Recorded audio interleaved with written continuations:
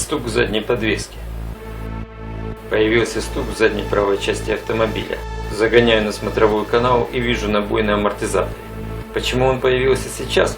А вот и причина: амортизатор потек. Как помним, при установке удлинителей в простонародье домиков нужно обязательно сделать вырезы, чтобы амортизатор не бился. На левом домике вырез сделал больше, на правом меньше. И вот теперь, когда амортизатор стал выходить из строя, ослабевать, он стал доставать до домика. Нужно менять амортизатор.